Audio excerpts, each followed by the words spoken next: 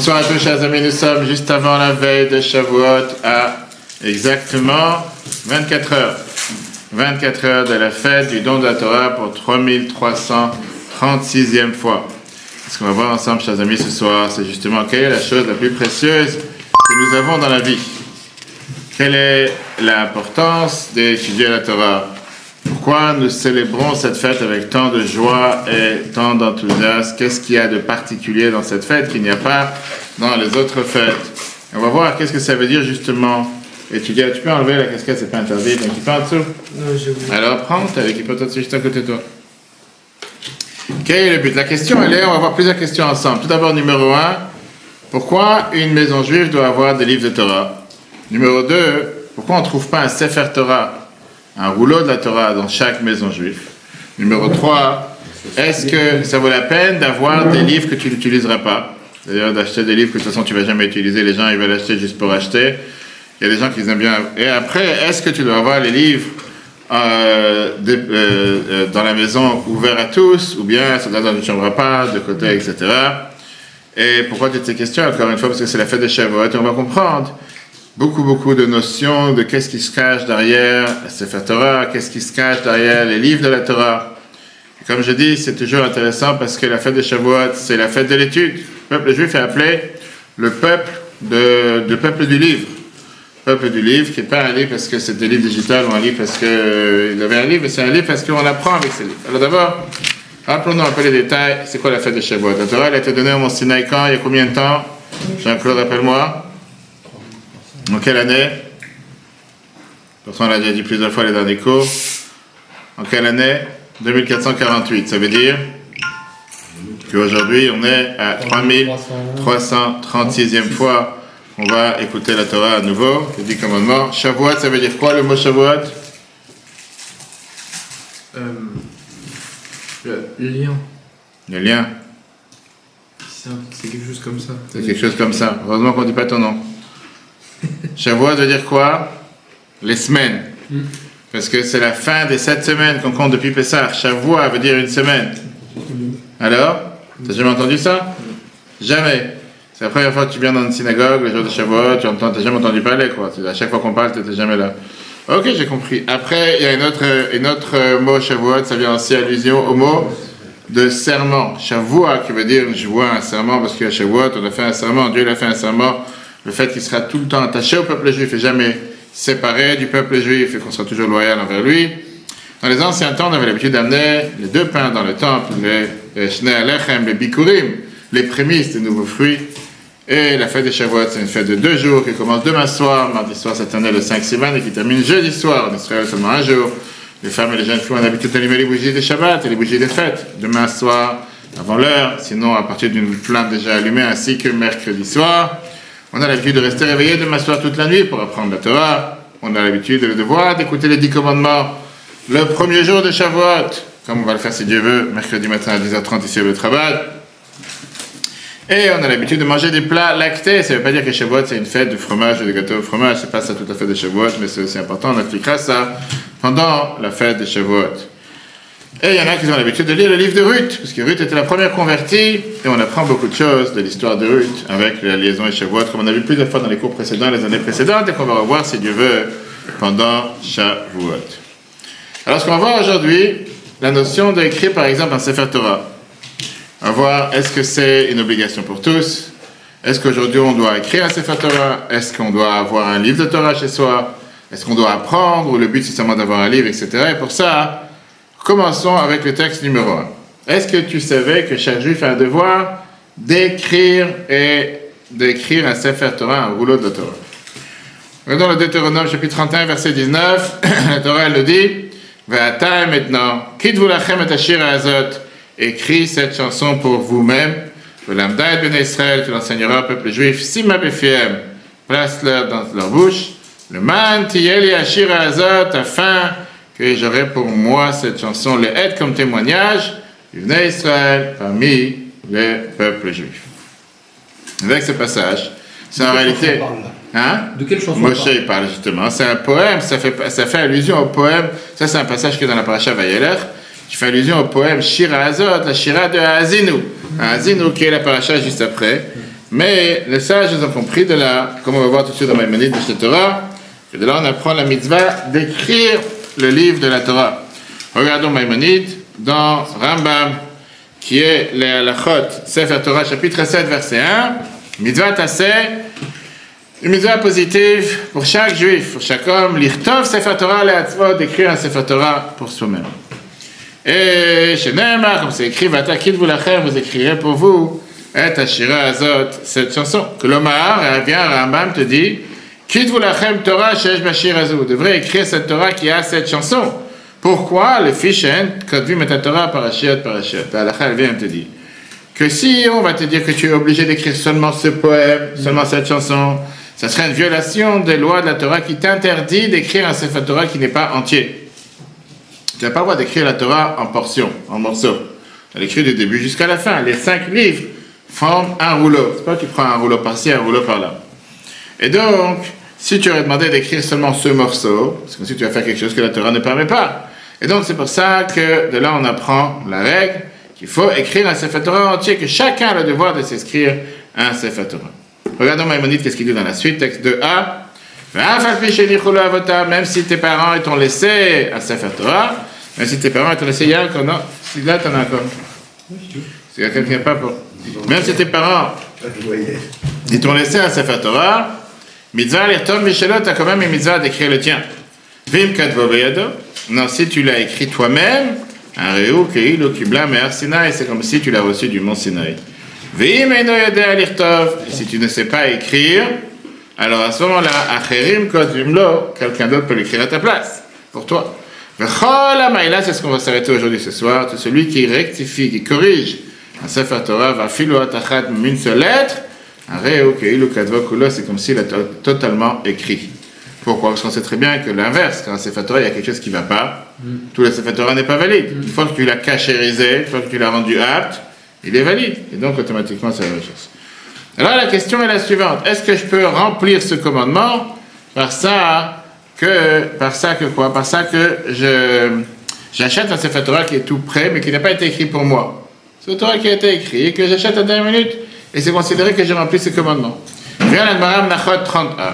Il nous dit dans le texte 2b. Amar Rabbi Shua bar Abba, Amar Rav Gidal, Rabbi Shua bar Abba, il dit au nom de Rav Gidal, Amar Rav au nom de Rav, Aloker Sefer Torah Minashuk, celui qui achète un Sefer Torah du marché, Kechotef mitzvah Minashuk, c'est comme s'il arrache une mitzvah du marché. En 2 mots, comme s'il a fait quelque chose qui n'était pas terrible. Et donc il te dit, Kadvo, écrire, Ma'aleh alav hakatouf, s'il a écrit, la Torah considère comme si tu as reçu la Torah du Mont Sinaï. Et donc, d'après ce qu'on vient de voir, pour l'instant, au moment où pour l'instant on en tient, la mitzvah de remplir son obligation, bien sûr que quand tu as acheté un Sefer Torah qui n'est pas fait particulièrement par toi, tu as fait la mitzvah, mais ce n'est pas la meilleure des choses à faire. La meilleure manière, c'est de demander à quelqu'un d'écrire un Sefer Torah pour toi. Et là, tu as rempli cette mitzvah. Dans les mots de Rashi, texte de C, on mitzvah avad, il a fait une mitzvah, avalikatar, mais si tu l'as écrit toi-même, ave mitzvah et teratfeh, c'est une plus belle mitzvah. Et là, ça nous fait rentrer dans une question qui dérange tout le monde. Mais je suis sûr que tout le monde se demande la question. Quand est-ce que c'est la dernière fois que tu as vu ici, et des gens présents ou partout, quelqu'un qui a écrit son Sefer Torah? Après ce qu'on vient de voir, les textes, il n'y a pas à retourner en rond. C'est clair, c'est précis, c'est un mitzvah, c'est dans les maisons de la Torah, c'est ce que tu dois faire. Et je ne pense pas que beaucoup de gens, très peu dans le peuple juif, d'abord savent écrire. Un Sefer Torah, on n'a jamais vu une chose pareille. Donc comment est-ce possible? Quand est-ce que c'est la dernière fois que tu as vu? Et d'abord, où tu as vu quelqu'un qui a décidé de demander à un Sefer, va écrire un Sefer Torah pour moi. Il y a des gens qui ont des moyens, etc., qui vont demander à écrire un Sefer Torah en l'honneur de ses parents, en l'honneur de leur mitzvah d'un enfant. Il y en a. Pas dit qu'il n'y a pas du tout. Il y en a. Mais c'est très, très, très, très minoritaire. Vraiment, il n'y a presque pas. Ou bien où tu as vu quelqu'un qui est parti acheter un Sefer Torah pour l'utiliser chez lui à la maison. On sait très bien tout à fait le contraire. On sait très bien qu'on n'a pas le droit de dormir dans une chambre où il y a un Sefer Torah. Il y a certains comportements qu'on ne peut pas avoir face quand il y a un Sefer Torah. Bref, c'est quand même l'objet le plus sacré qu'il y a dans le peuple juif. Tu peux faire ce que tu veux avec. Il y a des manières comment transporter un Sefer Torah. On ne sort pas un Sefer Torah d'une synagogue juste pour le sortir, pour aller lire quelque part dans une fête ou quoi que ce soit. Alors oui, tu as des gens qui demandent parfois à des gens d'offrir un Sefer Torah pour une synagogue, pour l'élévation de l'âme d'une personne, ou pour un mariage, ou pour un anniversaire, ou pour une mitzvah, mais c'est pour offrir une synagogue. Combien de gens utilisent un Sefer Torah pour leurs besoins personnels? Combien de gens apprennent la Torah d'un Sefer Torah? Ça n'existe pas. Comme on vient de voir dans le texte de B, à apparemment, d'après ce qu'on vient de voir, Oui, mais est-ce que c'est quelque chose qu'on doit faire. celui qui possède un Sefer Torah à la maison, Oui. s'il n'y a pas Minyan, comment on peut s'en servir? Alors tout d'abord, tu as des gens qui peuvent lire à l'intérieur. Mais pour quel but? Qu'est-ce que tu vas faire? Lire à l'intérieur? On lit, ça y est. Alors qu'il faut Minyan pour le sortir. Non, tu peux très bien apprendre dans le Sefer Torah pour apprendre la Torah, sans besoin de lire la paracha.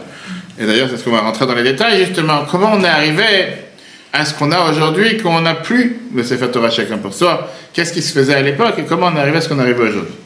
Maintenant, si c'est vraiment la mitzvah, comment ça se fait qu'on n'enseigne pas à tout le monde que chacun doit apprendre comment écrire, et chacun doit aller chercher des morceaux de peau, et chacun doit aller écrire son propre parchemin, etc. Et on sait très bien que c'est une profession qui demande beaucoup d'applications. Pas tout le monde a la capacité de le faire. Peut-être que c'est une mitzvah qui est totalement oubliée. Peut-être que c'est une mitzvah qu'on a oublié de faire, qu'on ne le fait plus. Est-ce que tu as essayé une fois de mettre la main comme ça, sans trembler? J'ai jamais essayé avant. Tu n'as jamais essayé avant. Parce que tu prends de la drogue, c'est pour ça. Les gens qui ne prennent pas de drogue, en général, non drogués. On dit qu'un sefer, il ne peut pas trembler.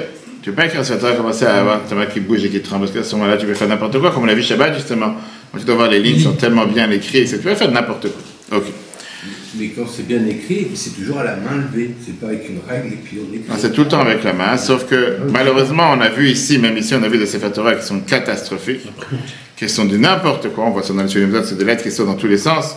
Alors que quand tu vois quelque chose qui est beau, tu vois tout de suite quelque chose qui est bien fait, que chaque lettre est appliquée, ça prend beaucoup plus de temps. Il faut s'appliquer, remplir l'encre. C'est pas juste un trait d'encre, c'est la lettre qui est totalement remplie, etc. C'est des centaines de détails. Et on va rentrer tout à l'heure un peu dans les détails.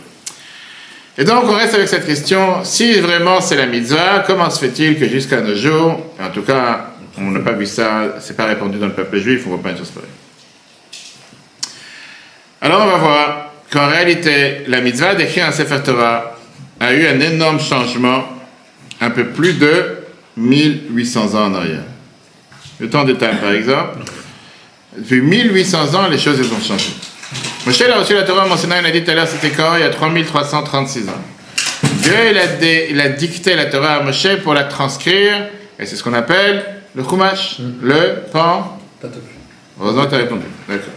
Maintenant, à part ça, Dieu il a enseigné aussi à Moshe toutes les lois orales, le Talmud, le code de loi juif.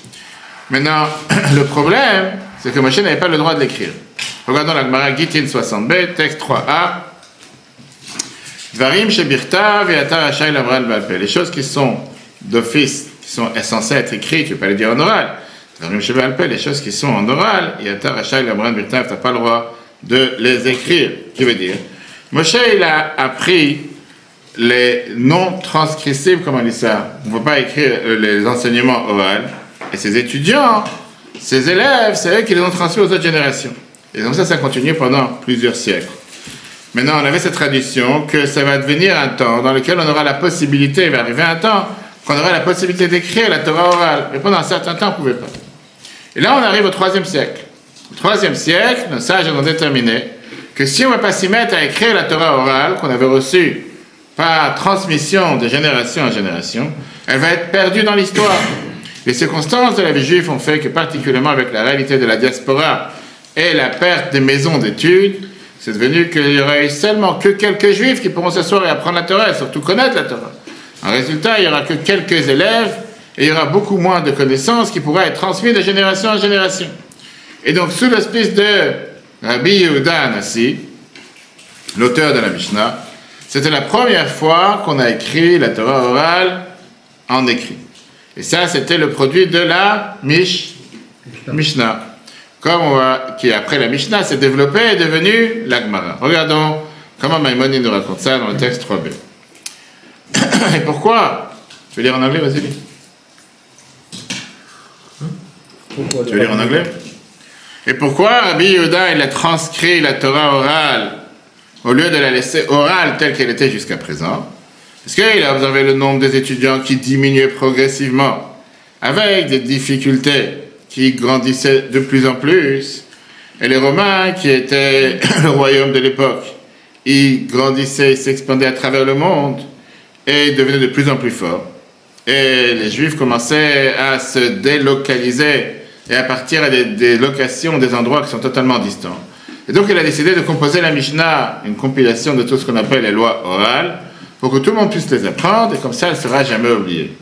Lui et sa cour suprême, ils se sont assis, ils se sont dévoués à enseigner la Mishnah au public. Ça, c'était le grand changement. C'est qui avait fait ça comme slogan, le grand changement? C'était quoi, une campagne? C'est maintenant. Non, mais il y a aussi le grand changement, non?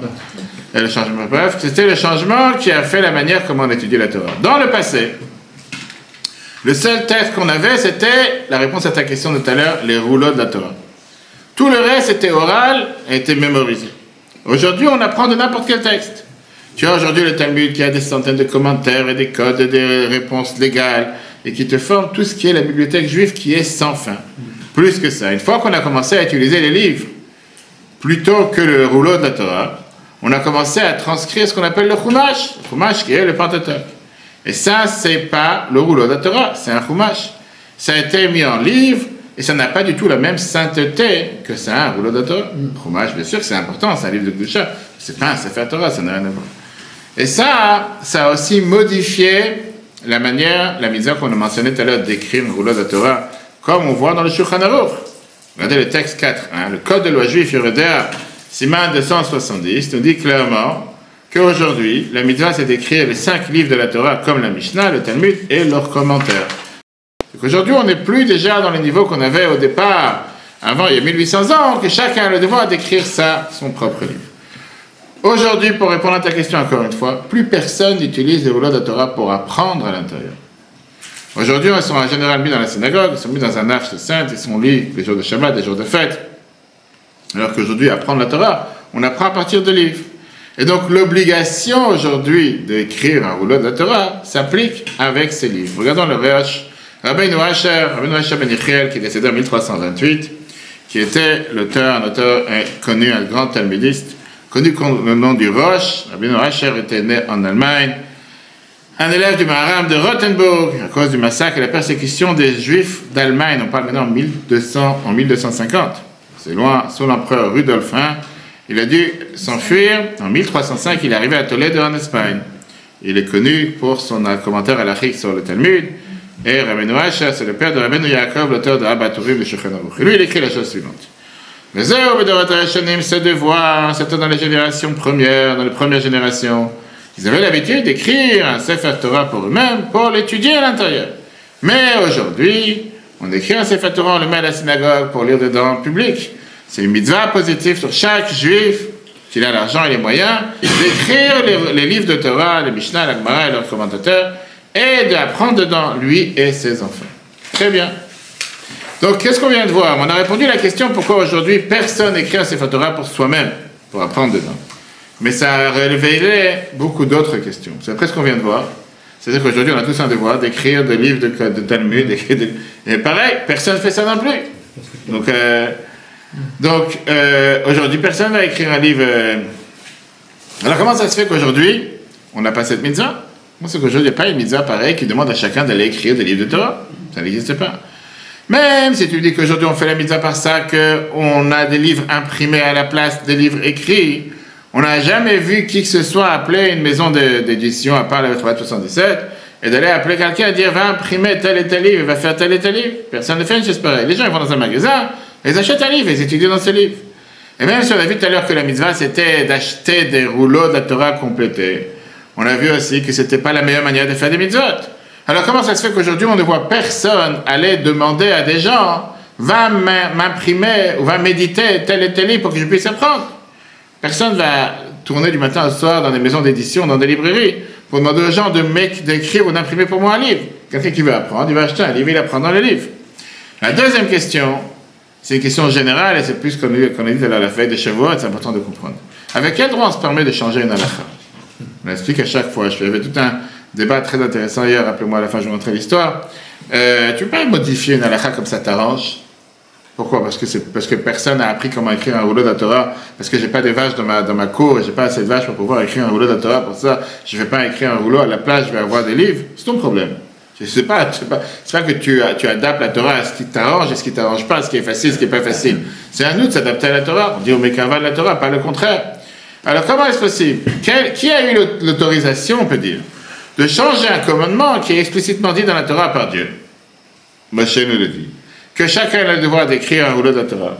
Le Mishnah et la Gemara ne contient pas seulement la paracha Azinu, le poème, pas les Chumashim non plus. Alors comment on peut, de manière non autorisée, se permettre de dire, bon, il y a quelque chose qui me dérange, il y a quelque chose qui ne va pas, parce que si c'est comme ça, je peux commencer à changer n'importe quelle loi. Shabbat, j'ai pas envie de me gosiller, je vais parler dans un micro, et on en passe, il y a tellement d'autres choses. Une femme, elle chante beaucoup mieux qu'un homme, pourquoi c'est pas le Gabriel qui va chanter devant tout le monde? Bref, c'est sans fin. Donc, encore une fois, ce qu'on vient de voir, c'est que dans les temps anciens, les rouleaux de la Torah, je parlais pas de toi, il y a des gens qui chantent bien, mais en général, c'est pas comme ça. À l'époque, on lisait seulement dans les rouleaux de la Torah. Aujourd'hui, on a des milliers de livres, donc l'obligation a changé qu'on n'écrit plus un rouleau de Torah, à la place, on a des livres. Néanmoins, comme je dis, ça n'enlève pas la question principale qui est que personne aujourd'hui se met à éditer des livres et à imprimer des livres. Et donc tout ça c'est l'introduction. Parce qu'on a la veille de Shavuot, et la question qu'on se demande tous, c'est quelle est cette mitzvah? Qu'est-ce qui se cache derrière? Qu'est-ce que Dieu a demandé que chacun devait avoir un rouleau de Torah? Ou que chacun doit avoir des livres? Ou imprimer? Qu'est-ce qu'on veut avec ça? Quelle est la mitzvah? Qu'est-ce que Dieu attend de chacun d'entre nous? D'étudier. C'est que si on décide de lire, c'est parce qu'on a l'intention de s'intéresser au commandement. Et alors? Bah, c'est déjà le... Pourquoi tu dis pas que là? T'as qu'à dire, vous avez qu'à apprendre. On dit ça dans les schémas tous les jours. Vas-y.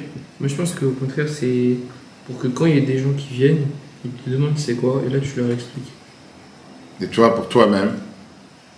Bah, c'est au quotidien. Combien de livres t'as dans ta chambre? Beaucoup. Des livres de quoi? Anatomie. De quoi? D'anatomie. Anatomie. Dans quel livre de Torah c'est écrit l'anatomie? Tu sais que t'as des livres de Torah très intéressants sur l'anatomie. J'ai à la maison, tout à fait, rappelle-moi, je te montrerai. Je vois. C'est tout pas un dictionnaire, c'est tout si on peut dire une encyclopédie de tout ce qui est médecine et halakha. Sur tout type de maladie, tout type de problème. C'est très riche. Et ça, c'est des choses qu'on apprend pas. C'est pas que tous les rabbinés apprennent ça, mais en tout cas, moi, j'ai fait pas mal de formations dessus. C'est un des plus grands professeurs en Israël qui s'appelle, je crois, Grimberg ou Eisenberg, j'ai pas dans le ça finit par Berg. Très, très, très riche. Et il n'y a presque pas une maladie que tu cherches à comprendre, que tu ne veux pas lire à l'intérieur, et qui t'explique c'est quoi la maladie, c'est quoi le problème, et comment ça va d'après la halakha, etc. Très, très intéressant. Mais en tout cas, l'anatomie, c'est très, très riche. Mais en tout cas, la réalité, c'est que tu rentres dans beaucoup de maisons et les gens ont beaucoup de choses.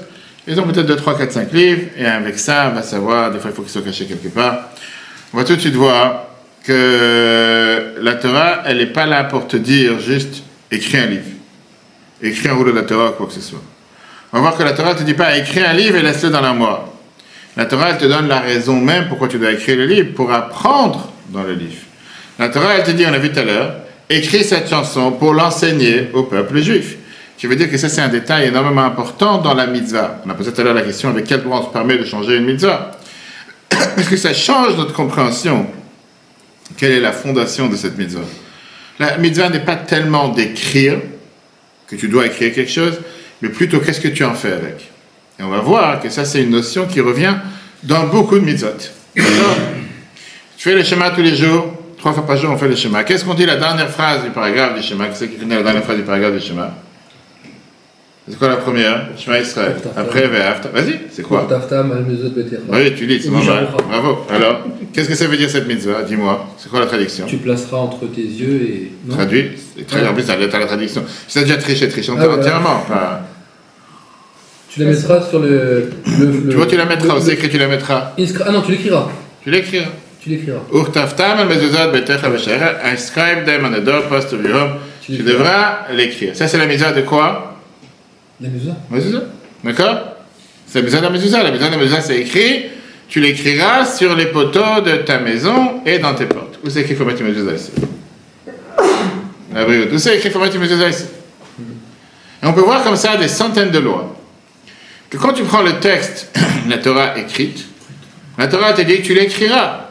Depuis quand on a appris, depuis quand on a entendu que chaque juif, il écrit sa mezuzah. Ou tu as eu un devoir ici que chacun doit écrire sa mezuzah. Il n'y a pas de devoir d'écrire sa mezuzah. Et pourtant, c'est la mitzvah. Parce qu'il y a ce qu'on appelle dans ce texte une anomalie. Parce que quand tu fais une mitzvah, on dit en général, tu fais une bracha, une bénédiction avant la mitzvah. Par exemple, avant de mettre la tefillin, on a l'habitude de faire la bracha. Avant de mettre la tefillin, avant d'allumer les bougies de Shabbat, on fait une bracha avant d'allumer les bougies. Dans ce cas-là, on n'a jamais fait une bracha avant d'écrire une mezuzah. Quand est-ce qu'on fait une bracha? Avant de la poser. Exactement. On ne fait pas une bracha quand tu l'écris, on fait une bracha avant de la poser.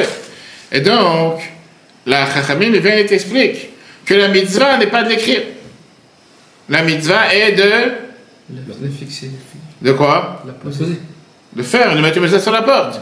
Seulement que pour pouvoir mettre une mezuzah sur la porte, qu'est-ce qu'il faut que je fasse? Il faut que je l'écris. Oui ou non?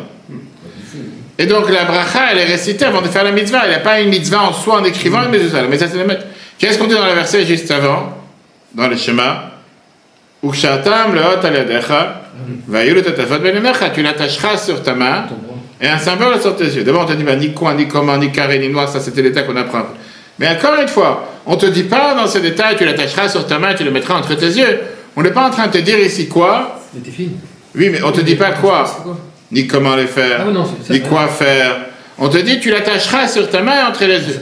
Tu comprends, alors on a appris de ça, les tefilin, etc. Mais encore une fois, est-ce que tu as une bracha à faire en mettant les tefilin?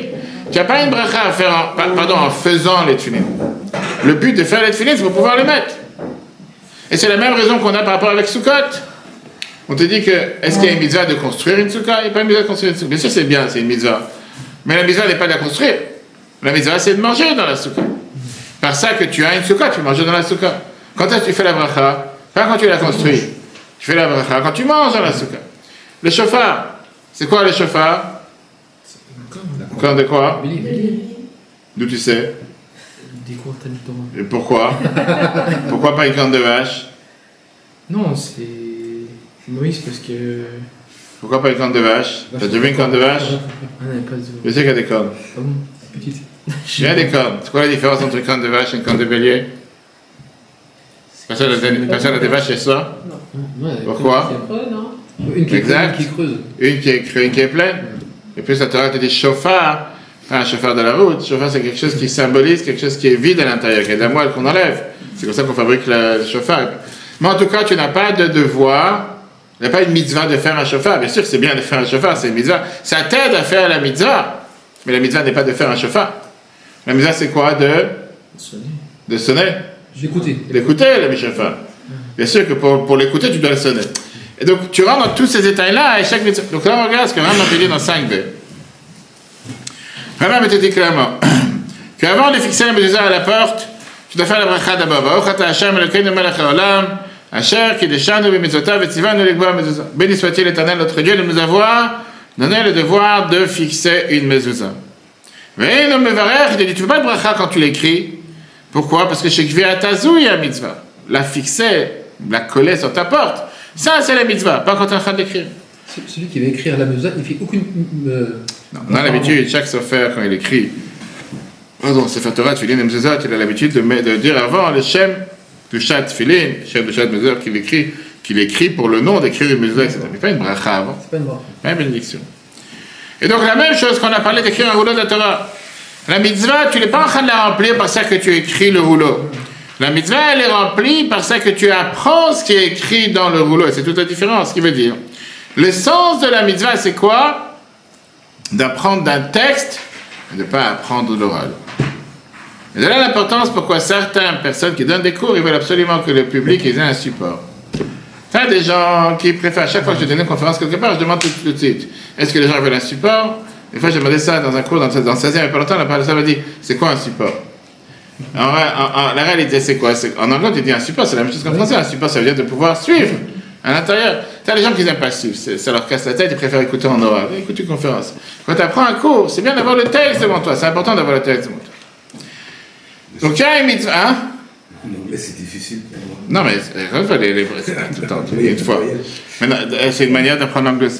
Il y a une mitzvah d'apprendre la Torah, il y a une mitzvah, à part ça, d'apprendre un livre écrit. Maintenant, pourquoi d'apprendre un livre écrit? C'est-à-dire un livre devant toi. C'est une mitzvah séparée que la mitzvah elle-même d'apprendre la Torah. On va tout de suite voir quels sont les bénéfices d'apprendre à l'intérieur d'un livre. Et d'ailleurs, j'allais dire, c'est pas seulement par rapport à l'étude, c'est même par rapport à la prière. La Torah te dit que c'est beaucoup plus important et bien de prier à l'intérieur du livre que de prier à l'extérieur du livre. Parce que quand tu apprends à l'intérieur du livre, tes yeux, ils se concentrent sur ce que tu lis, tu n'es pas en train de penser à planer, à réfléchir à mille et une choses. Et au contraire, le Rabbi l'écrit dans plusieurs lettres, que quand des gens ils se plaignaient disant qu'ils n'arrivent pas à se concentrer dans la tefila, dans la prière, et que parfois ils ont besoin de fermer les yeux, et que si tu viens d'avoir un livre ouvert devant toi au entier, même si tu ne regardes pas à l'intérieur, et que le moment où tu sens que ta pensée commence à planer, tu regardes à l'intérieur, tu suis devant toi. En tant que petit enfant, le Rabbi Maharaj, qui était le 4e Rabbi de Chabad, il adorait acheter des livres. À l'époque, il n'y avait pas des livres qui couraient la rue comme aujourd'hui, en Russie. Il gardait chaque centime qu'il gagnait, il gardait chaque argent qu'il gagnait pour acheter des cadeaux, et les cadeaux qu'il recevait, et il donnait l'argent à son père pour le garder. Pas tous les jours, tu avais un menuisier qui arrivait à Lubavitch, un petit village en Russie, pour faire des armoires, et quand un est arrivé, à ce moment-là, ce jeune garçon, il était tellement excité qu'il venait à pouvoir acheter des livres, parce qu'en général, il venait pour faire des armoires, mais il avait des livres avec lui à vendre.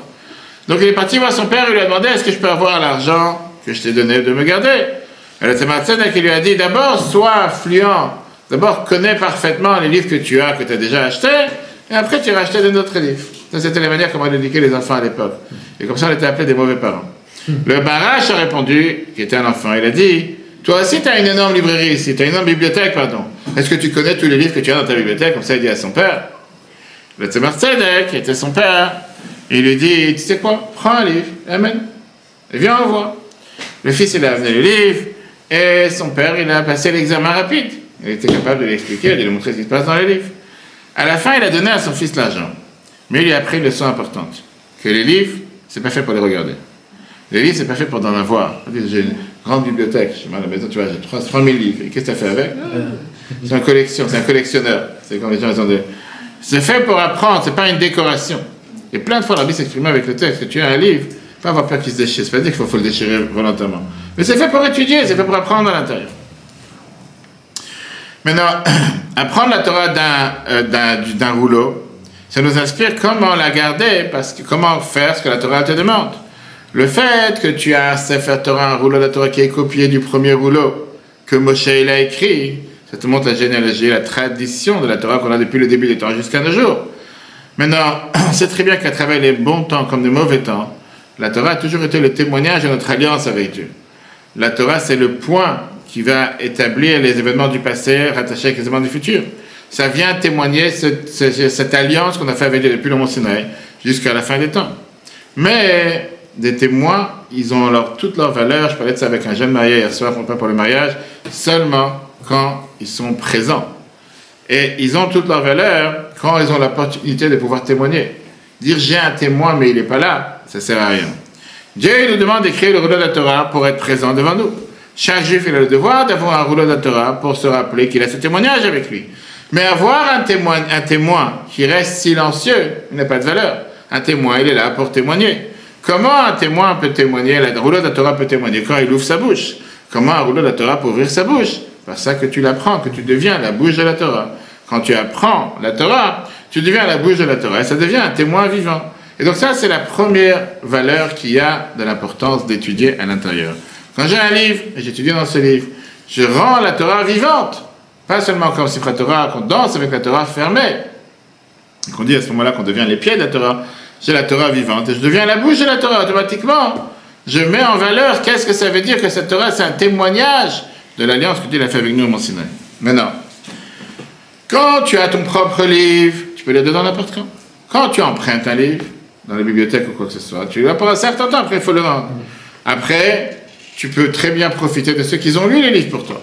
On va dire quelqu'un lit-le pour moi.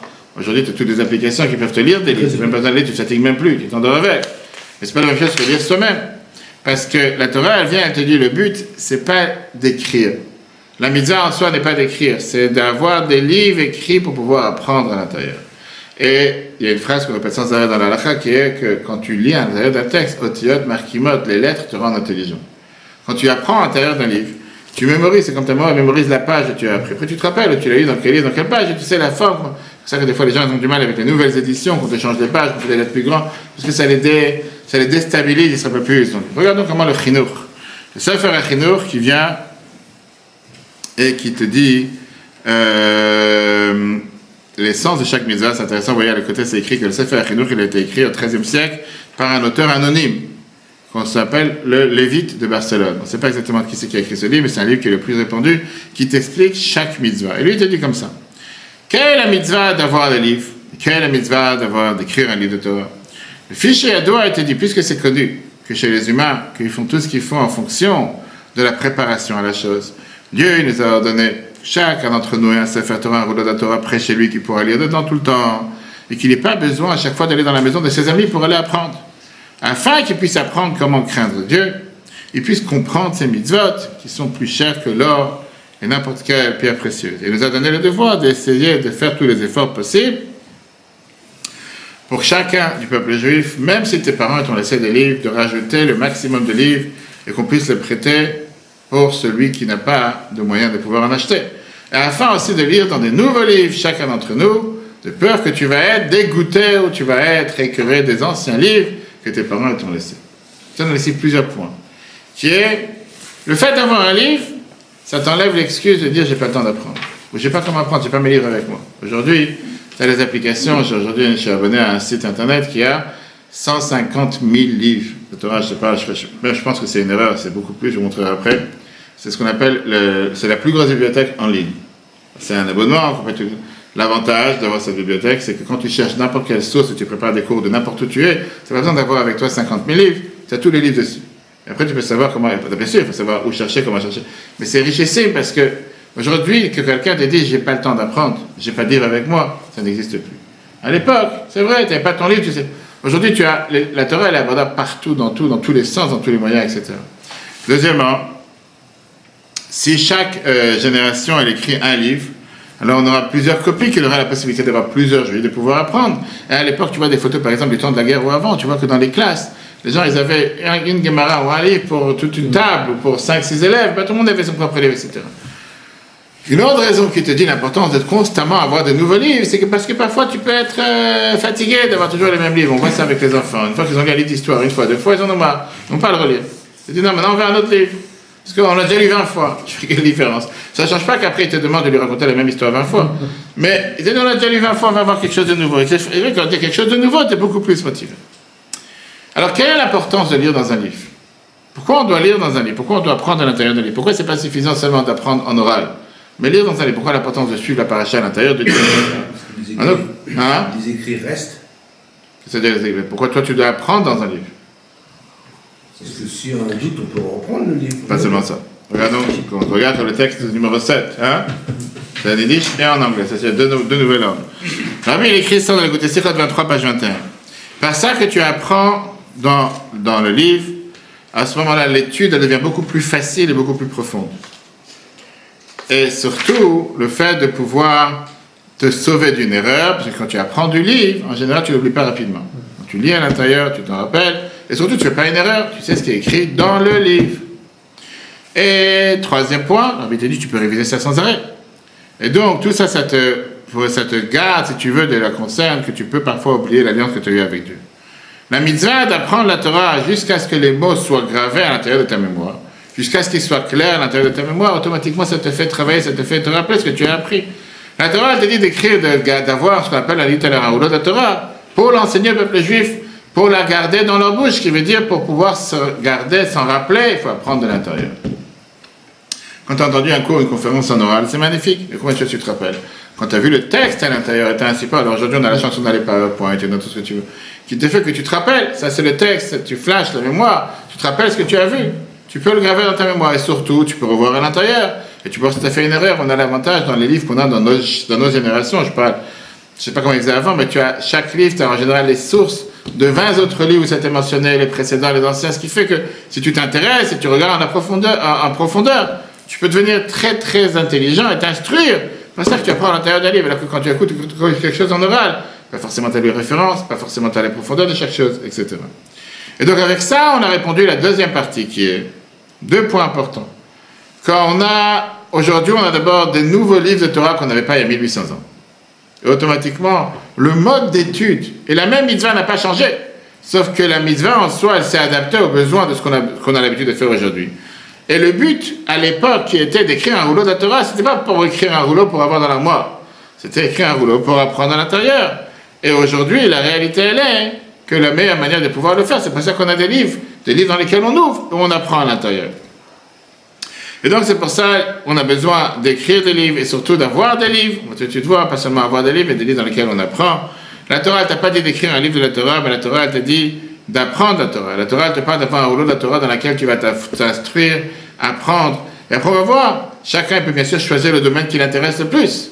Mais le plus important, c'est de se dire, Il ne passe pas un jour dans lequel j'apprends pas. Et là, on a une parenthèse importante. C'est là la raison pourquoi le Rabbi avait lancé cette campagne. D'abord, le Rabbi précédent, que chaque jour, on apprend le chitat. C'est quoi le chitat? On apprend chaque jour la portion du Chumash, la portion des psaumes, la portion des Tanya. Et depuis 40 ans, le Rambam Maïmonide, comme j'ai dit dans plusieurs personnes, je ne parle pas les derniers jours que je parle. Tu n'imagines pas que tu prends Rambam, la mitzvah du jour, et que chaque jour, tu apprends la mitzvah, ça prend 5 minutes, 10 minutes, pour ceux qui font faire mitzvot. On apprend 3 chapitres, que tu t'unis avec des milliers de juifs, des millions de juifs à travers le monde, mais c'est surtout que tu enrichis tes connaissances. Qu'à la fin de l'année, tu as passé les 613 commandements, ça ne veut pas dire que tu peux apprendre la halakha de Sefer mitzvot de Rambam, mais tu sais où il y aura une question, où, quand on a la halakha, tu dis que c'est quelque chose de positif, une mitzvah négative. Tu sais au moins les notions. Et c'est tellement riche parce que ça s'apprend. Ça ne peut pas être quand tu dis dans la prière tous les soirs, que la Torah c'est notre vie. Si c'est notre vie, pourquoi tu ne l'apprends pas? Tu es obligé d'apprendre. La famille d'histoire avec Rabbi Akiva n'avait pas poussé la Gemara te raconte comme quoi il lui a demandé comment tu n'as pas peur que les Romains vont te tuer alors qu'on t'a interdit d'apprendre. Ah oui, ça je crois avant la Gemara, mais Rabbi Akiva qui a répondu, le fameux exemple avec le renard, qui une fois il est parti sur le bord de mer, et il a demandé au poisson en lui disant pourquoi vous passez tellement rapide dans le lac ou dans le fleuve. Et ils ont dit parce qu'on se sauve des filets des pêcheurs qui veulent nous attraper. Le renard qui est très intelligent, il a dit écoute-moi cher ami, viens avec moi vivre sur la terre sec et je te promets que je vais te garder, je vais te protéger et que personne ne va te faire de mal. Et les poissons qui ont répondu au renard ont dit de toi que tu es le piqueur chez Bachayot et le plus intelligent des animaux. Je pense que tu n'es pas intelligent, tu es bête, tu es le plus rusé. Parce qu'en venant sur la terre sec, on ne risque pas d'être protégé des pécheurs, on risque d'être dévoré par les autres animaux. Et surtout, on ne pourra pas vivre, parce qu'on ne peut pas vivre en dehors de l'eau. Avec qui va qui répond à pas plus, il dit la même chose. Les Romains, ils veulent nous interdire d'apprendre la Torah, parce qu'ils sont antisémites, on va savoir quelle autre raison. Mais si on n'apprend pas la Torah, on va être coupé de la vie. C'est comme si on va sur la terre sec. Donc je préfère apprendre la Torah. Et au final, malheureusement, il a été tué pour ça. C'était un des 10 martyrs. Mais la réalité, c'est qu'on ne peut pas, un juif, en tant que juif, on ne peut pas s'arrêter à apprendre la Torah. On a un devoir d'apprendre la Torah tous les jours. Regardons tout ce que je viens de dire, c'est ce que Rabbeinu Rachel le Roche, qu'on a mentionné tout à l'heure, lui-même il te dit ça dans le texte 8a. Vous l'avez pas, le texte 8a, parce que c'était en idée, donc j'ai dit je ne vais pas faire la copie, parce que je ne voulais pas forcer à apprendre 3 langues en une fois. Il te dit la phrase suivante. La mitzvah d'écrire la Torah, c'est pour apprendre à l'intérieur. Comme on l'a vu dans le texte qu'on a vu dans le Deutéronome tout à l'heure, V'lamda et Bnei Israël, tu enseigneras au peuple juif, Sima Befiem, tu le mettras dans la bouche. Et il te dit la phrase suivante, par la Gemara et les commentateurs, automatiquement tu connaîtras l'explication des mitzvot, tu connaîtras les lois d'après la base. Et ça, ce sont les livres que quelqu'un il a le devoir d'écrire. On n'est pas encore arrivé à l'acheter, pour l'instant pas l'écrire. Donc pour remplir la mitzvah d'étudier la Torah, tu dois d'abord comprendre que tu dois apprendre. Dans les anciens temps, comme l'a dit tout à l'heure, la Torah elle était transmise en oral. Tout ce que tu avais besoin c'était un rouleau de la Torah. Et tout le reste était donné par les profs. Tu avais un rouleau de la Torah, c'était rien écrit dedans, à part bien sûr le Chumash, et le prof t'enseignait. Aujourd'hui, notre seul moyen d'avoir accès à la tradition orale, c'est à travers les livres qui ont été écrits. Et donc aujourd'hui, tu ne peux pas remplir la mitzvah qu'on a dit au début du cours, qui était de pouvoir avoir un livre de Torah, sans d'abord avoir ce livre. Ça, c'est la mitzvah d'écrire un livre de Torah. Rabbi Moshe Feinstein, qui était un des plus grands décisionnaires dans notre siècle, il écrit ça dans Igrot Moshe, qu'aujourd'hui, on ne peut pas connaître la Torah orale, qui sont les commentaires des lois et des versets, par ça que tu apprends le Sefer Torah. La réalité, c'est quand tu lis le Sefer Torah, tu comprends rien. C'est pas que tu comprends rien. Tout ce qui est écrit, c'est les codes. C'est pas écrit comment faire le tefillin, comment faire la mezuzah, comment faire n'importe quelle autre chose.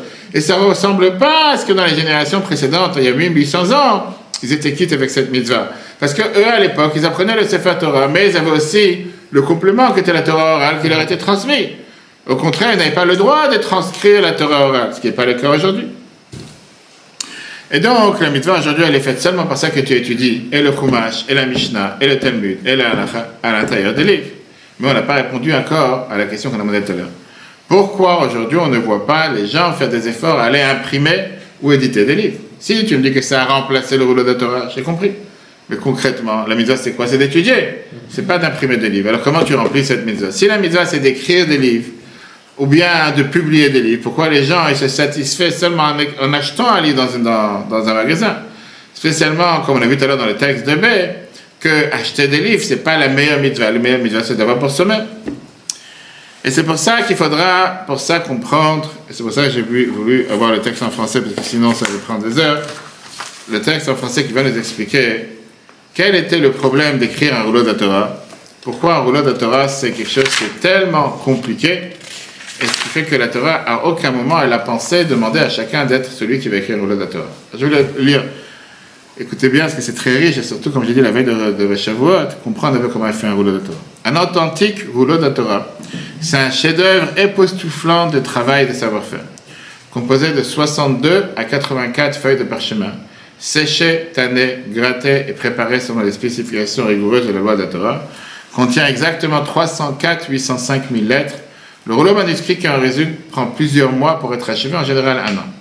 Un scribe puis expert encre soigneusement chaque lettre avec une plume, selon les directives calligraphiques complexes du Ktav Ashurit, l'écriture ashurite. Les feuilles de parchemin sont ensuite cousues ensemble avec des tendons pour former un long rouleau, alors que la plupart des rouleaux de la Torah mesurent environ 2 pieds de haut et pèsent entre 20 et 25 livres. C'est ces détails qu'on appelle ça, en anglais ou en américain, etc. Qui veut dire, en général, la taille standard aujourd'hui, c'est des 48 cm, et le poids d'un Sefer Torah, c'est entre 10 kg et 20 kg. On ne parle pas des anciens. Certains sont énormes et assez lourds, tandis que d'autres ont la taille d'une poupée et sont légers. Ça dépend de toute la taille qu'on a aujourd'hui. Alors, entrons dans les détails. Un rouleau de la Torah ne peut pas être écrit que sur du parchemin fait de peau d'animal kasher. Cependant, l'animal ne doit pas nécessairement être abattu d'une manière rituellement acceptable. On a vu ça plusieurs fois. Tant que l'espèce est kasher, le parchemin peut être utilisé pour un rouleau de la Torah. Le parchemin fait de peau de poisson ne peut pas être utilisé à cette fin. La peau de poisson dégage une odeur désagréable qui ne convient pas à un rouleau de la Torah. Le parchemin doit être préparé avec l'intention d'être utilisé pour un rouleau de la Torah. Un juif doit donc accomplir ou à tous les mois contribuer à cette tâche. Avant de commencer à écrire le rouleau de la Torah, la réponse à ta question, le scribe doit marquer les lignes sur le parchemin avec de légères rainures. L'ustensile utilisé à cet effet ne doit laisser aucune coloration sur le parchemin. Il est préférable que ce marquage soit également effectué dans le but d'écrire un rouleau de la Torah. Troisièmement, l'encre. Selon l'encre, seule l'encre noire est acceptable. Noir, pas noir qui devient blanc. Pas noir qui devient marron. Noir qui reste noir. Et c'est pour ça que tu as beaucoup de problèmes avec certains encres. Parfois, tu vois que c'était mal fait. Et une fois que tu as fait, on voit ça par exemple même dans les cahiers des enfants, etc., qu'une fois que ça sèche ou quoi que ce soit, ça commence à devenir marron avec le temps. C'est plus noir. L'encre de toute autre couleur n'est pas cachée pour un rouleau de Torah. Dans les temps anciens, l'encre utilisée pour écrire un rouleau de Torah était obtenue en faisant bouillir des huiles, du goudron et de la cire et en collectant les vapeurs. Ensuite, ce mélange était combiné avec de la sève d'arbre et du miel, puis séché et stocké. Avant son utilisation, il sera mélangé avec du jus de noix de Galles. De nos jours, les scribes préparent l'encre à partir du jus de noix de Galles et de gomme. La couleur noire est obtenue en ajoutant diverses teintes. La plume, quatrième composant. Le scribe était écrit avec un stylo plume ou un stylo à roseau, remplissant sa pointe d'encre. Un stylo en fer n'est pas approprié pour deux raisons. Cela pourrait percer le parchemin. Deuxièmement, le fer est souvent utilisé pour fabriquer des armes de mort et destruction, comme les boîtiers conduits pour les mésosautres, tous deux contraires aux intentions de la Torah. Cinquièmement, la calligraphie. Les lettres d'un rouleau de la Torah sont écrites en écriture assyrienne. Les différentes écritures ou polices dans lesquelles l'hébreu est couramment écrit ou imprimé ne sont pas valides. Les lignes doivent être parfaitement droites et régulières. De nombreuses lois détaillent le chiffre précis de chaque lettre. Et s'il ne serait qu'une lettre manque, ou dans certains cas simplement fissurée ou tachée, l'ensemble du rouleau de la Torah n'est pas caché. Un rouleau de la Torah imprimé, même si les lettres sont conformes à la forme requise, n'est pas valide. Parce que le rouleau de la Torah incarne la sainteté de son message, il doit se concentrer exclusivement sur son texte pur. Toute illustration ou décoration artistique est interdite. C'est pour ça qu'il n'y a aucun dessin, quoi que ce soit. Sixièmement, le scribe, le sofer. Devenir scribe nécessite une étude d'information rigoureuse ainsi qu'une grande compétence. Certes, une personne qui n'a pas étudié attentivement les lois relatives à la composition d'un rouleau de la Torah ne peut pas être un scribe. Mais avant tout, le scribe doit être une personne pieuse et craignant Dieu. Voué au caractère sacré du rouleau de la Torah, il ne va pas t'inventer des histoires en disant « je fais les choses dans les autres, les états dans le désordre » par exemple. Le scribe ne peut pas se fier à sa mémoire, mais doit copier les lettres mot par mot d'un rouleau de Torah kasher ou d'une copie d'un rouleau de kasher scientifique qu'il a devant lui. Parce que tu peux faire une erreur. Un scribe droitier écrit uniquement avec sa main droite, un scribe gaucher seulement avec sa main gauche. Tu peux pas prendre un robot aujourd'hui. Il y en a qui, on avait montré il n'y a pas longtemps, j'ai vu ça il y a quelques temps, avec une exposition en Allemagne, qu'ils ont pris un robot, qui lui ont appris à écrire sur un parchemin. Et c'est identique à un scribe. C'est pas sûr que c'est pas caché, c'est un animal qui l'écrit. Aujourd'hui, je peux tout faire avec l'intelligence artificielle. Le rouleau de la Torah, et particulièrement le nom de Dieu qu'il contient, doit être écrit avec la plus grande pureté de dévotion. Il est donc d'usage que l'esprit scribe se plonge dans un mikveh avant de commencer son travail. Il récite également une bénédiction au début de son travail, avant chaque fois qu'il écrit le nom de Dieu. Les Hatzechaim, les rouleaux de la Torah. Les Hatzechaim sont les deux tiges de bois attachées à chaque extrémité, autour duquel il est enroulé. Chaque tige est suffisamment longue pour s'étendre au-delà du haut et du bas du rouleau et utiliser comme poignée avec laquelle tenir le rouleau et le faire défiler à partir de l'autre. Après, on a la ceinture. La ceinture qui est appelée le gartel en yiddish, utilisée pour attacher le rouleau de la Torah afin que la Torah reste fermée et sécurisée sous son revêtement de velours. Lorsque le rouleau de la Torah s'avère non cachère et atteint d'être corrigé, son jartel est noué autour de son revêtement en velours à l'extérieur pour rappeler ostensiblement qu'il est hors service. On a le manteau. Un trésor précieux ne reste pas exposé et vulnérable. C'est pour ça que nous recouvrons le rouleau de la Torah de multiples revêtements, l'habillons d'un manteau avant de le réutiliser ou restituer à sa place honorable dans la sainte. Le cheminée est un revêtement orné qui protège et embellit le rouleau de la Torah, généralement fait de velours, brodé de fil doré, et aujourd'hui on a en cuir, de plus en plus beau, etc. Après on a la couronne. La Torah est notre bien le plus précieux, nous l'affichons avec un mot. Nous décorons d'une couronne, généralement en argent, comme symbole de notre affection, de notre vénération, et elle repose en général sur le bois qui sont au-dessus du rouleau, et ça même, différents tarifs, différents poids, différents prix, etc. Et après, on a le pointeur, le yad, qui est que le lecteur de la Torah utilise pour aider les autres à suivre les mots écrits pendant qu'il lit. Habituellement en argent, l'extrémité de cette tige, généralement la forme d'un main avec son index étendu. Une chaîne attachée à son autre extrémité peut être utilisée pour le draper sur le rouleau de la Torah une fois rangé. Avec ça, on vient de voir toutes ces mitzvot qui sont faites autour du rouleau de la Torah. Et la réalité, comme j'ai dit tout à l'heure, la majorité des gens ne savent pas le faire. Et tu vas dire, on va s'y mettre tous à faire ça. Pas tout le monde est fait pour faire tous la même chose. Chacun son métier, chacun son devoir.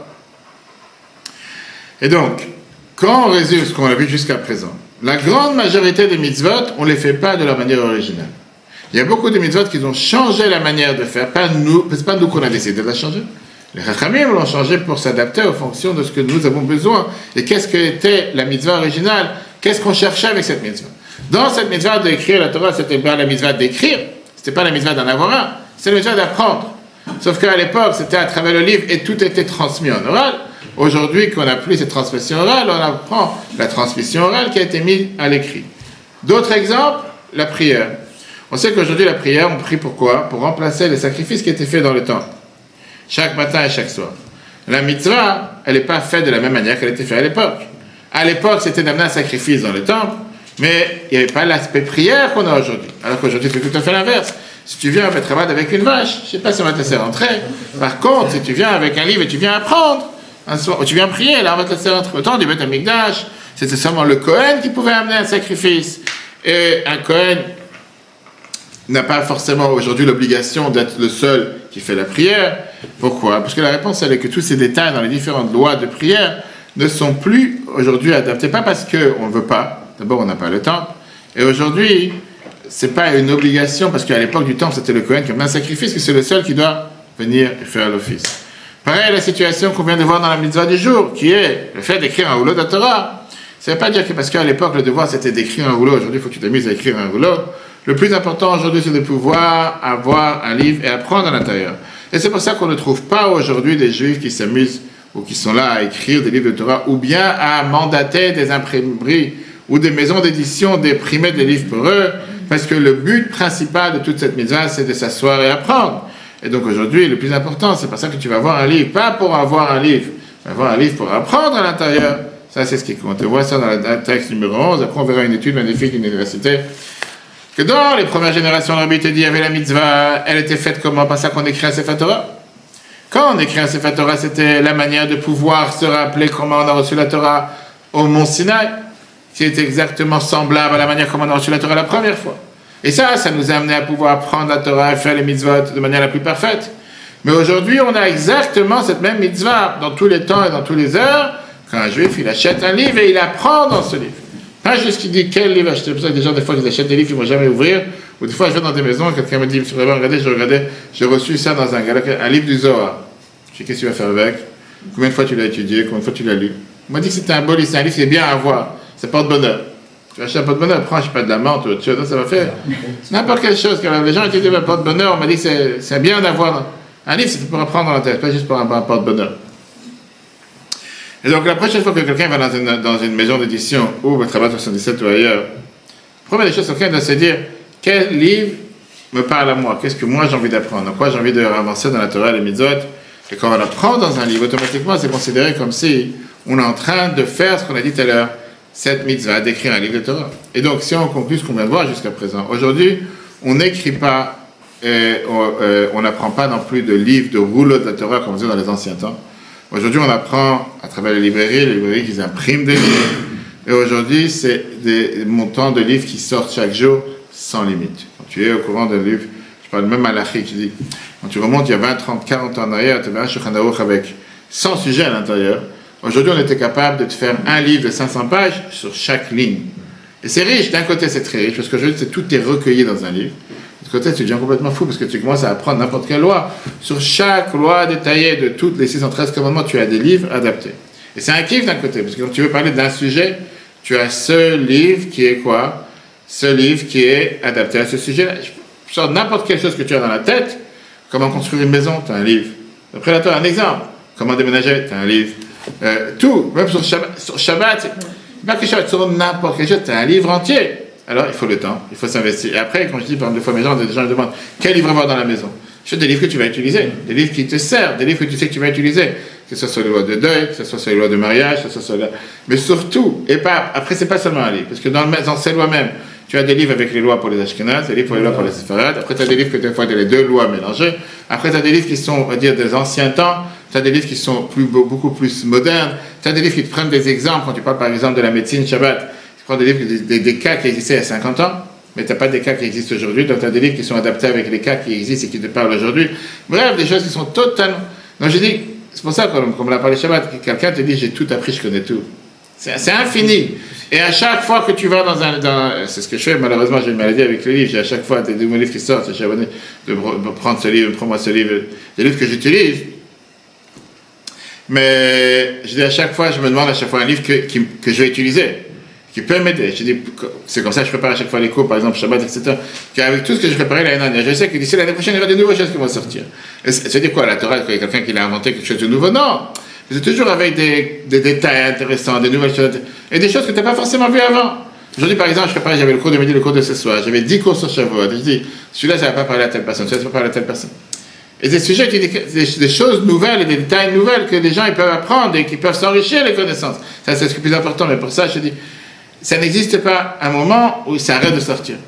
Et pareil, la Torah du Rabbi, la même chose. Alors que le Rabbi ne parle plus depuis 30 ans. On n'entend pas la voix du Rabbi c'est en 94. Comment c'est sûr qu'on a tellement de nouvelles choses qui sortent? Parce que c'est tellement de choses qui, à l'époque, n'étaient pas forcément adaptées, mis en livre pour le public, et qu'aujourd'hui, ils sont travaillés, et qui sont avec, et c'est ce qui fait que chaque semaine, chaque mois, chaque année, on accorde une nouvelle réponse. Les gens qui n'étaient pas au courant avant, pourquoi? Parce qu'ils n'ont jamais été mis sur l'écrit, ils n'ont jamais été mis par forme. Même dans la Torah du Rabbi, même aujourd'hui, tu peux avoir des livres entiers qui sont sur tel dossier, sur tel dossier, sur tel sujet, sur tel sujet.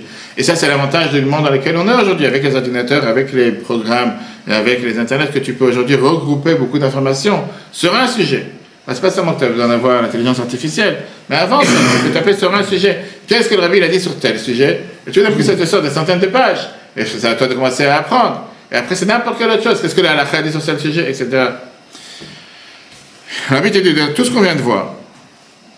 C'est compréhensible l'importance. Pourquoi dans chaque maison, c'est important qu'elle a des livres de Torah. Et c'est pour ça que le Rabbi a lancé cette semaine, il y a 50 ans, Parashat Naso 1974, la campagne de Bayit Maleh Sfarim. Parmi les 10 campagnes que la Bible a lancées, d'avoir une maison pleine de livres. Que chaque maison juive doit avoir des livres pas des comics et des bandes dessinées, pas des livres. Elle avait dit, mais le minimum d'avoir la base, Siddur, Chumash, Mishnayot, le livre de Halakha, et le plus important, c'est de les apprendre. C'est pour ça que la Bible voulait, comme je dis à chaque fois, d'avoir un chitat à la maison. Chitat, c'est la base, c'est la première des choses d'ailleurs qu'on fait rentrer dans une maison avant de déménager. Chumash, Teilim, Tanya, qui est le minimum, un livre de prière, un livre de psaumes, un livre de base de la chassidut, un livre de Chumash, etc., et les apprendre. Donc chaque juif doit avoir ce qu'on appelle le minimum de livres. Rajouter à ça, bien sûr, un livre de prière, un livre de psaumes, et avec ça, toujours regarder quels sont les livres qui vont m'intéresser, et que chacun se dit, j'ai pas mal de fois des gens qui me demandent en question en me disant, j'ai envie d'avancer dans l'étude, qu'est-ce que tu conseilles d'apprendre cette année? Je dis, qu'est-ce que tu as appris l'année dernière, et qu'est-ce que tu conseilles, qu'est-ce que tu veux avancer cette année? Et donc, comme je dis, c'est pas le but de construire une belle bibliothèque, et quand quelqu'un rentre dans la maison, il dit, waouh, regarde, moi, ça, il y a tellement de livres. Le but, c'est d'avoir dans la bibliothèque et d'apprendre ces livres, de pouvoir les mettre en application et de les apprendre avec sa femme. Je parlais, oui, avec le couple que je prépare un mariage hier soir, quelqu'un qui est en Israël, et je disais, hier soir, j'ai terminé le cours de 2h30 avec lui. J'ai dit, il se marie dans 2 semaines, j'ai dit, écoute-moi une chose. Fixe-toi un temps, une fois par semaine, d'apprendre avec ta femme.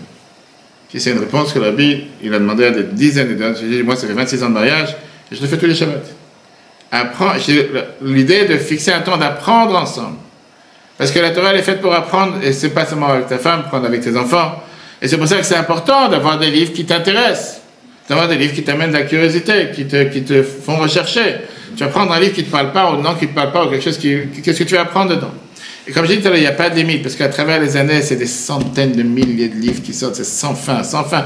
Et combien tu penses que tu connais déjà tel sujet?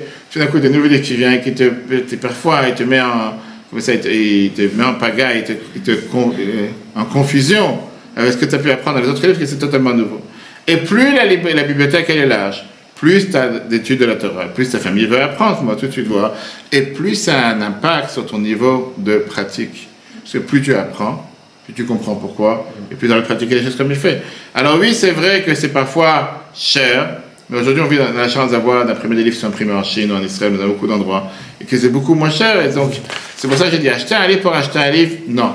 Acheter un livre pour apprendre à l'intérieur, ça c'est important. Et avec tous ces bénéfices, l'atmosphère de la maison elle change.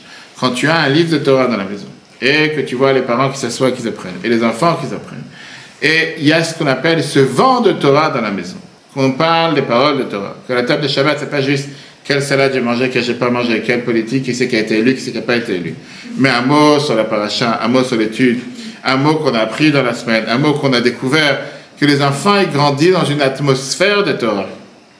Automatiquement, c'est garanti que ça fait partie de leurs ADN. Que quand ils vont grandir, ils vont avoir aussi cette passion, ils vont avoir aussi cette soif, ils vont avoir aussi cette envie de se rappeler qu'il y a un sens à ce qu'on fait, il y a une raison à ce qu'on fait. C'est pas juste qu'on le fait pour le faire. Et ça peut venir que par l'étude.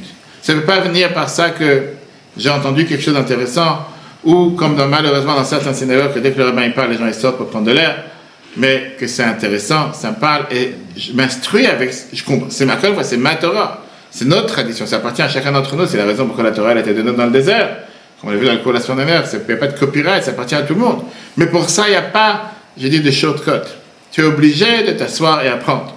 Si tu apprends, ça te pousse à faire plus, ça te pousse à évoluer, ça te donne plus d'envie à vouloir découvrir, à vouloir s'imprégner, à vouloir s'impliquer, à faire les choses de meilleure manière, et tu retournes avec le même cercle. Et grâce à ça, tu vas vouloir apprendre encore plus. Et par ça, tu vas apprendre encore plus, tu vas vouloir faire encore plus. Regardons une étude, Zalman Shazar raconte. Puis, jusqu'où puis-je faire remonter mon amour pour les livres et les bibliothèques? Troisième président d'Israël, Zalman Shazar, demande dans ses mémoires de 1967. À l'époque, je crois, à l'âge de 8 ou 9 ans, il m'était permis, la veille de Pâques, d'aider mon père à diffuser ses livres et les épousseter pour m'assurer qu'ils étaient absolument exempts de Chametz. Écrivant plus d'un demi-siècle plus tard, Shazar se souvient encore de la façon dont les livres saints de son père étaient organisés, malgré l'absence de catalogue écrit. Il était bien entendu qu'il y avait le tanière dans la maison, aussi petit et mince soit-elle, devait se tenir à côté du grand Torah. C'était bien relié en tissu noir à proximité de l'écoute Torah qui ressemblait à la Torah par sa taille et contraignant. Ensuite, il y avait le grand Sidour du Admour Hazaken, du premier rabbi de Chabad, 2 volumes carrés, plein de taches de vin sur les pages qui contenaient la Haggadah de Pâques, et tachés de larmes là où figurait la prière de Rosh Hashanah le soir, par le papa à son père. Des preuves anecdotiques de ce type attestent de l'impact d'une bibliothèque familiale sur le développement d'un enfant existent depuis longtemps.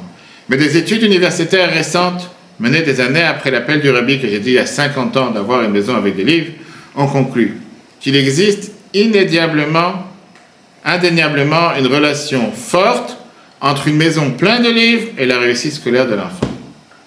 L'une de ces études dirigée par le docteur Maya Stevens, sociologue à l'université de Nevada, Reno, en collaboration avec des équipes de l'Université nationale australienne et l'Université de Californie à Los Angeles, explore les effets de bibliothèques familiales sur le développement et les progrès des enfants qui grandissent. Les conclusions de l'étude menée sur 20 ans ont révélé que peu importe dans lequel des 42 pays où la recherche a eu lieu, quelle que soit la culture, le statut socio-économique ou le niveau scolaire des parents, les enfants qui ont plus de livres à la maison liront mieux, pourront obtenir de meilleurs résultats académiques et réussir globalement davantage. Une maison pleine de livres montre clairement les valeurs, la culture et l'atmosphère de la maison pour tous ses habitants, enfants et adultes. Ce n'est pas un juif qui le dit. Un foyer qui respecte l'apprentissage plantera les graines de l'éducation chez les enfants qui seront élevés. De même, une maison qui vénère les livres et les enseignements de la Torah aura un effet fort et positif sur la famille qui y vit. L'étude de 2017, qui complète une étude antérieure de 2010, souligne en outre que chaque livre ajouté a un effet supplémentaire proportionnel sur l'éducation de l'enfant. Même lorsque la maison a déjà été classée comme livresque, il n'y a pas de limite du nombre de livres et chaque livre acquis conduit à des résultats encore meilleurs. De plus, le fait même d'acheter des livres prouve aux enfants la valeur de l'apprentissage, tout comme le fait de les posséder. Ce n'est pas en coïncidence si le rabbi a souligné cette même idée le 5 Tevet en 91, lorsqu'il a approfondi la signification du nom de la campagne que j'ai dit que le rabbi a lancée cette semaine il y a 50 ans, Beit Mel Sfarim, une maison remplie de livres. Le rabbi a expliqué que cela signifie littéralement être plein, le but ultime étant que chaque centimètre carré de la maison soit rempli de livres de Torah. Pour remplir complètement une maison de livres juifs, il faudrait qu'elle contienne presque tous les livres de Torah jamais imprimés, dont la recherche ne pourrait jamais être satisfaite. En d'autres termes, l'appétit avec lequel un individu envisageait de construire sa bibliothèque juive et de façonner son environnement riche en Torah devrait être comme la poursuite de l'étude de la Torah elle-même, sans fin. Ça, c'est cette étude qui a été par, encore une fois, ces sociologues de différentes universités. Et donc aujourd'hui, qu'on a la chance d'avoir tellement de livres et tellement de dossiers, je dis encore une fois, on a la chance d'avoir la Torah en ligne. Pas besoin aujourd'hui d'avoir des livres, mais c'est sûr que c'est pas la même chose que quand tu as un livre dans les mains et tu apprends. Bien sûr que c'est bien d'apprendre dans les mains. Mais je dis aujourd'hui, mis à part le fait d'écouter, ça c'est important, sur le Torah, peu importe. C'est important d'avoir l'accessibilité qu'on a aujourd'hui. Ça n'a rien à voir par rapport à ce qu'ils avaient il y a 10 ans, il y a 20 ans. C'est tellement plus facile. Et donc c'est important, comme j'ai dit, de se rappeler que la connaissance, la pratique, ça vient que par l'étude. Si quelqu'un il apprend, il sera attiré à vouloir encore plus apprendre, et encore mieux pratiquer, encore mieux s'instruire, et au final, encore une fois, apprendre pour mieux s'instruire et mieux pratiquer. La résumé de ce qu'on a vu aujourd'hui est clair. Tout d'abord, la Torah demande à chaque juif d'écrire un livre de Torah, un rouleau de la Torah et d'apprendre à l'intérieur. Apprendre d'un livre, ça amène beaucoup de bénéfices, inclus, ça ajoute dans la compréhension et le fait de se rappeler ce qu'on apprend quand tu apprends à l'intérieur d'un livre. Il y avait un temps où le seul livre qu'on avait, c'était le rouleau de la Torah. Aujourd'hui, on a la chance d'avoir énormément de livres. On remplit ce commandement pas seulement par ça qu'on écrit un livre de Torah, mais par ça qu'on achète des livres de Torah, et par ça qu'on étudie. Et comme on a dit qu'il y a un minimum, et certains livres que chaque maison juive doit avoir. Chaque maison juive doit avoir une bibliothèque pour pouvoir apprendre et enseigner, et surtout par l'étude, on finit par pratiquer encore mieux. On va terminer, je vais vous montrer une vidéo très courte. Le cours de Torah sera rempli sur torah.fr. Chag Sameach à tous, demain soir c'est Shavuot, on peut pas oublier mercredi matin les 10 commandements, le travail c'est du à 10h30, et bien sûr dans 2 semaines, le gala le 26 juin, un compte sur la présence et la participation de chacun. On va voir tout de suite une magnifique vidéo du Rabbi sur l'importance d'apprendre la Torah.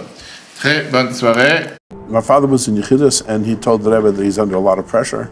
So the Rebbe told him that he should learn a half hour a day without any interference of anything else, just totally devoted to learning for a half hour a day. And the way he should do it is as follows. He should take a chavrusa and pay him. Sort of it obligates the person, he says, to be there, to make sure that you're and not at home. It shouldn't be in your house, it should be in the shul. In other words, the house is not mevalvel, nothing is mevalvel. Beschas mit verbunden mit Teiro, hat mir der Dämmert der Ruhigkeit, was der Rebischte war zugesagt. Azim Bechokei Seite Leicho wird mit Seite Schmero. Und wie rasch tagscht das Applaudissementen bringen wir da Teiro, ist auch der Dämmert, wenn Asati Geschmächen beitzam, wenn der Rebischte geben alle Möglichkeiten, also sein, hat Sloch. Study time that we spoke about today, my partner now said this every morning, an hour and a half to 2 hours, when we learn too much, we take the time from our business like we were discussing today. As I said before, very good. And thank God, it's been wonderful, and we thank you for the blessings that you've been giving our business. I hope it will bring you, as I said before, the additional achnosa, additional benefit in continuing.